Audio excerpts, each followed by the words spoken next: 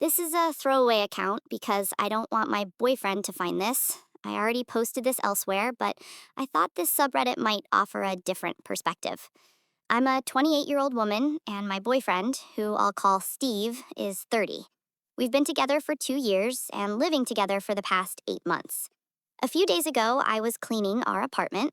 It was nothing unusual, just a normal day of tidying up, until I checked the very back of a kitchen cabinet, one of those spots people usually ignore. That's where I found a folded piece of paper hidden deep inside. Right away, I knew it wasn't random. For context, I'll copy the note almost word for word. Dear Steve's future girlfriend, I know it's you reading this because he would never clean back here. I'm leaving this note because I'm about to leave him and I want to warn you. He won't clean, he won't listen, he will slowly make everything feel like your fault. Please know this, it isn't your fault. I'm leaving him and I strongly suggest you do the same. Best wishes, Natalia. Name changed. Reading it gave me a strange feeling I couldn't shake. It was unsettling, personal, and honestly, a little too accurate. I showed the note to Steve right away because I wanted to hear his explanation. He didn't even finish reading it. He grabbed the paper, tore it up, and told me not to believe a word of it. According to him, his ex was unreliable, unstable, and not someone whose words should be taken seriously. I tried to explain why this bothered me. They broke up 5 years ago, yet he had never found this note. To me, that suggested he had never cleaned that cabinet in all that time. On top of that, I'd already noticed that since I moved in, he's been contributing less and less to household chores. His response was defensive. He said this had never been an issue before I found the note, and that this was just his ex continuing to interfere in his life. He accused me of letting it work and turning nothing into a problem. The argument kept going in circles. I talked about what I was seeing and how it made me feel.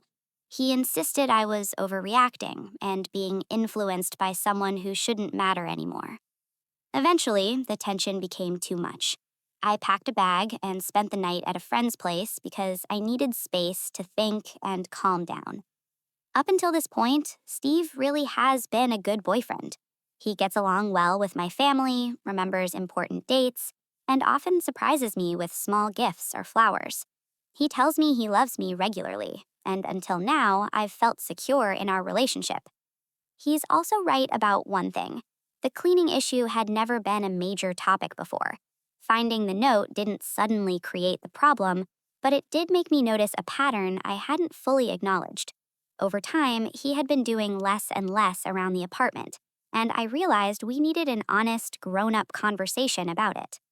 After I left to stay with my friend, Steve texted me. He said he was sorry that I felt like I had to leave, but he also said it was unfair of me to place more weight on an old note than on our 2-year relationship. He added that leaving him and leaving our pets behind was a hurtful move. Those messages left me feeling conflicted. On one hand, I understand his frustration. On the other, his words felt less like understanding and more like blame. Now I'm stuck between two versions of the truth. Part of me is considering trying to find Natalia and reach out to her directly.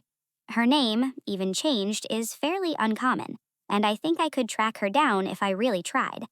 At the same time, that feels like crossing a line and reopening something that belongs to his past, not mine. Steve wants me to come home and forget about the note entirely. He says his past shouldn't affect our future, and that bringing his ex into our relationship will only cause damage. And this is where my doubt really sets in. Everything Steve has said about Natalia paints her as controlling, petty, and emotionally manipulative during their relationship. If that's true, then maybe the note was just one final attempt to interfere. But if it's not, then why does so much of it line up with what I'm experiencing now? I honestly don't know what to believe or what the right next step is. Edit. I realized I didn't explain some of the details clearly enough, especially when it comes to the cleaning situation, so I wanted to add more context. When we first moved in together 8 months ago, household responsibilities were split evenly. It truly felt like a 50-50 arrangement. Over time, though, that balance slowly shifted. Now it feels closer to 70-30 or sometimes 60-40 on a good week, usually only if I remind him right away. Lately, I've had to ask him to do basic things that never used to be an issue, like bringing his dishes to the sink or taking out the trash. If I don't step in, dishes will sit for days.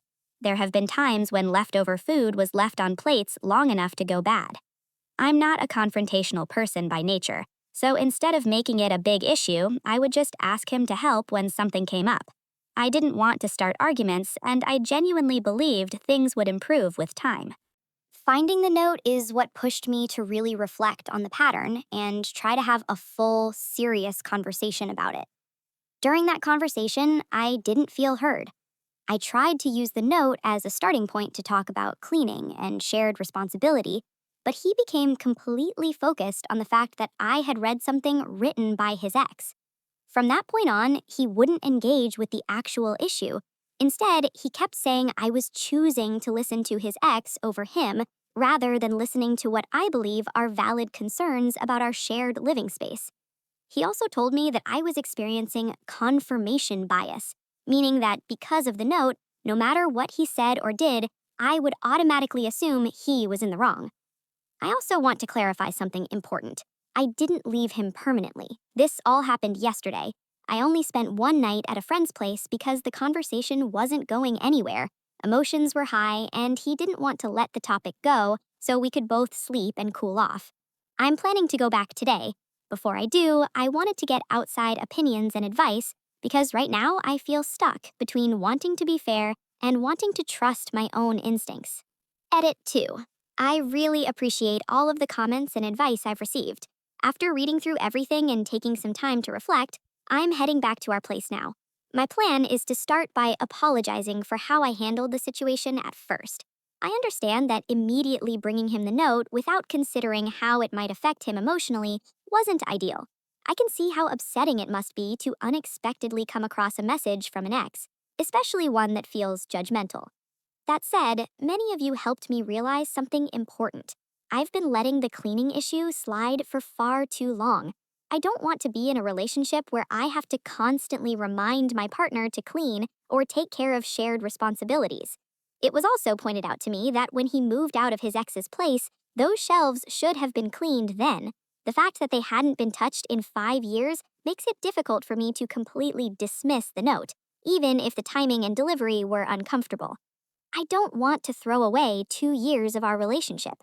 Because of that, I'm going to ask him to sit down with me and clearly define expectations around cleaning and shared responsibilities, including specific chores for each of us. I plan to be honest and calm, but also firm. I need him to understand that this is a deal breaker for me, and how he chooses to respond is ultimately up to him. I'll try to update everyone once we've talked. Again, thank you so much for all the advice and support. Update. I followed the advice from my last post and tried to have a calm discussion with Steve. When I apologized for confronting him with the note, he seemed to take it as an admission of guilt and refused to listen to anything else. I had prepared a list of specific instances of him not cleaning, like many of you suggested, but he immediately said I was using lists just like his manipulative ex did. So the red flag about the crazy ex that many of you mentioned turned out to be true. When I realized the conversation wasn't going anywhere, he even tried to block me from leaving. That's when I knew it was over, and I left immediately. 2 years down the drain, but I'm glad I had this wake-up call before it went further. I'm planning to give him some space to cool off, and then I'll ask my brother to come with me to collect my things while he's not home. He has a strict work schedule, so I think that will work out. I also plan to leave a note behind, slightly longer this time, with the advice not to show it to him. I'll leave it in the exact same spot where I found the original note, so if he doesn't learn his lesson about cleaning, it will come back to him. All he has to do is clean. The biggest surprise in all of this is that I didn't have to reach out to Natalia, she reached out to me. Apparently, Steve borrowed a friend's phone to call her, screaming that she was still ruining his life. The fact that she had blocked him and he still had her number memorized only confirmed what I already suspected. He was the one behaving unreasonably, not her. Natalia found me on social media and wanted to make sure I was okay. She was especially concerned that he might try to gaslight me like he did with her. I thanked her for leaving the note and saving me a lot of time and stress. We've scheduled coffee for Thursday afternoon.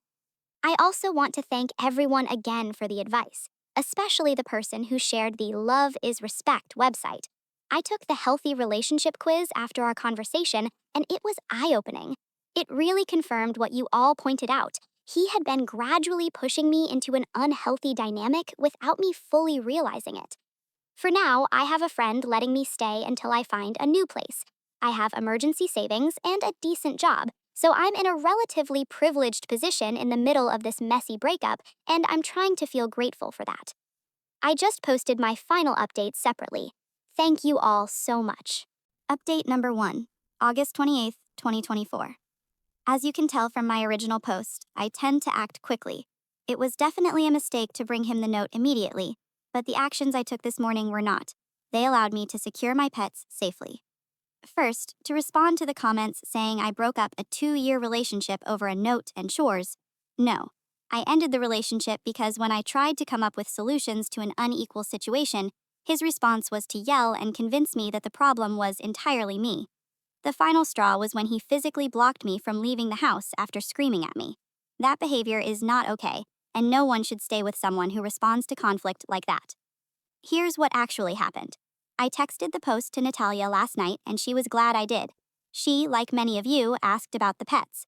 For context, one of the things Steve and I connected on was our love for small creatures. I thought if he could take care of his lizard and the frogs we bought together, he would treat me with the same care. I was very wrong. He owns one lizard he bought before me. We had 2 frogs together, and I brought a snake when I moved in. I was planning to wait until he cooled down to get my things and the pets, thinking he would never hurt them, but Natalia changed my mind. She said he could be destructive when angry and was concerned for my little animal's safety. I immediately knew I couldn't wait and contacted the landlord for a meeting early this morning.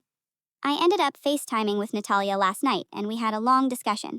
She's a lawyer and explained that in our state, landlords must allow tenants to break a lease in cases of domestic violence. She also confirmed that his yelling, gaslighting, and refusal to let me leave constitute abusive behavior.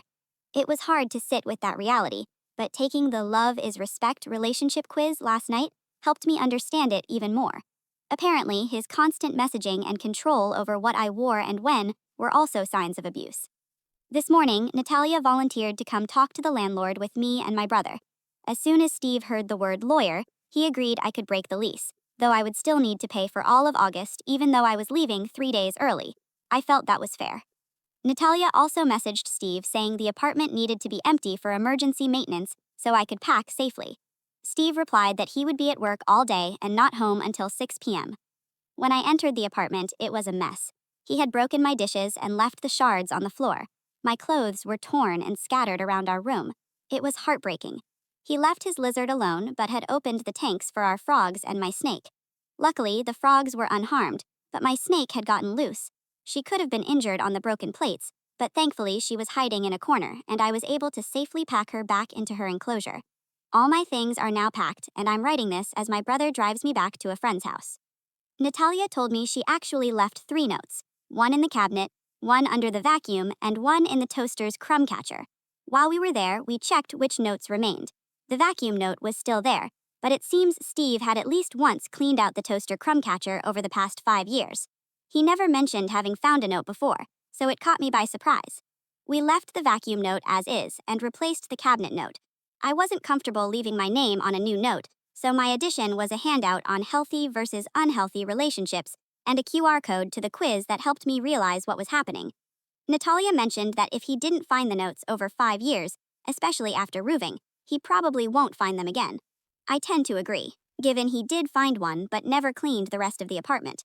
Seeing the state of the apartment made me realize I really didn't know Steve at all. The Steve I thought I knew would never put animals in danger. To anyone saying it's pathetic to break up over chores and Reddit, I encourage you to reflect on how abuse starts subtly. This thread helped me recognize red flags and gave me the resources to leave safely before things got worse. I also made an appointment with a therapist. I'm fortunate that my job has good insurance, so I can work through this, focusing on boundaries and my people-pleasing tendencies to avoid ever being in this situation again. To those joking about Natalia and me getting together, we laughed about it. She's engaged to a wonderful man who cleans, listens, and reflects. She joked that after breaking up with a terrible ex, soulmates sometimes appear quickly. I hope that's true. Regardless, I gained a good friend in her, especially since she's also a snake mom. This is my final update. I hope that if anyone learns something from my experience, it's this. Abuse doesn't start immediately. First, there's love bombing, gifts, and pretty words. Then, slowly, boundaries are tested. And you should never have to put up with anything, especially moldy dishes. One last update, September 20th, 2024, nearly 1 month later. I came across this quote recently. Many survivors have been motivated to heal by the courage of other survivors. Every time a survivor reveals her history to a friend, stands up in front of a group to tell her story, writes a book, or brings a lawsuit against abusers or the institutions that allow abuse to occur, she inspires other survivors to break the silence. This really stuck with me, especially after reading the comments from people sharing their experiences or realizing they needed to evaluate their own relationships.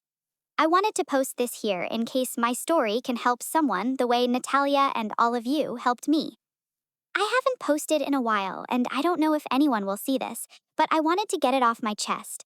I'll go in chronological order. When we went to his apartment, I took pictures of all the damage. Natalia told me I could press charges if I wanted to. She couldn't represent me due to a conflict of interest, but she offered to help me find a good lawyer. At first, I didn't want to. Then I read a comment saying that making a report could create a record that might help a future girlfriend believe me if something happened. Natalia's advice motivated me to act, and a couple of days later, I pressed charges. The police interviewed Steve and the landlord.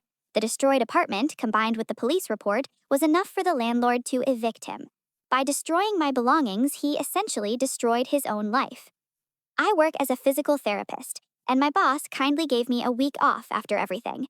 I was able to find a new place, although it's a bit more expensive. When I returned to work, Steve was parked in the lot. I got out my phone and started recording, just in case. My lawyer advised documenting everything. I tried to walk into the building where I knew there were other people, thinking I could make it without him catching up. I was wrong. He grabbed my hand when I was about 5 feet from the door. At first, he spoke softly, saying he wanted to apologize because I hadn't been answering his calls. I told him firmly that we were done and to leave me alone, and I tried to free my hand. That made him angry, and he tightened his grip while yelling that I ruined his life and owed him. One of my coworkers, a tall and strong man, came out at the commotion. Steve immediately backed off. I told him to leave and never bother me again, and he did. The video of that incident, along with security camera footage showing him waiting in the parking lot over the past several days, was enough for my lawyer to obtain a restraining order.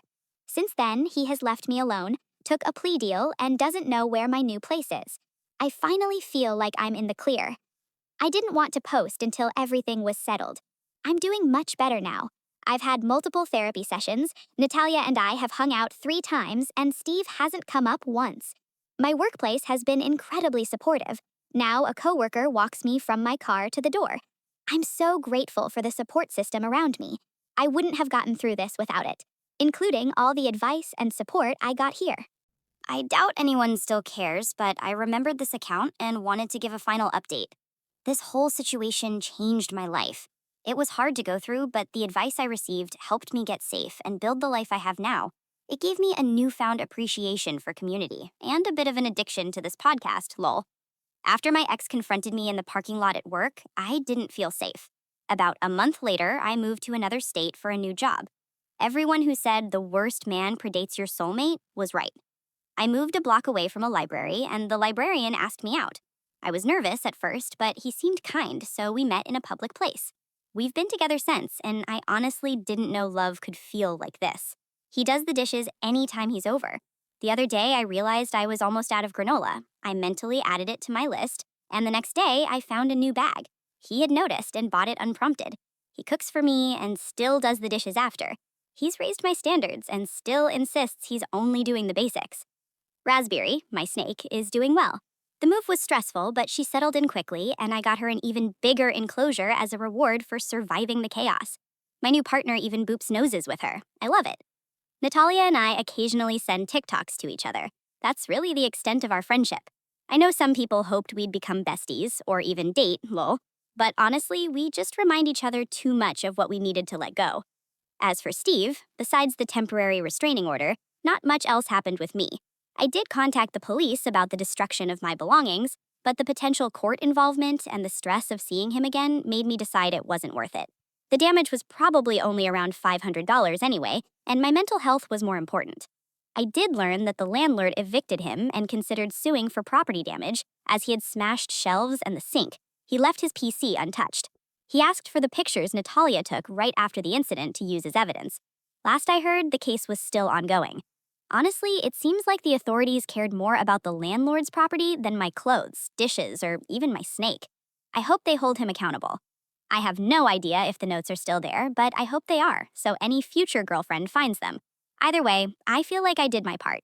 Now it's my time to heal and move on. My last piece of advice: if your relationship feels like a slide, if you're giving more than you're receiving, slipping into imbalance, talk about it. How your partner reacts will tell you everything.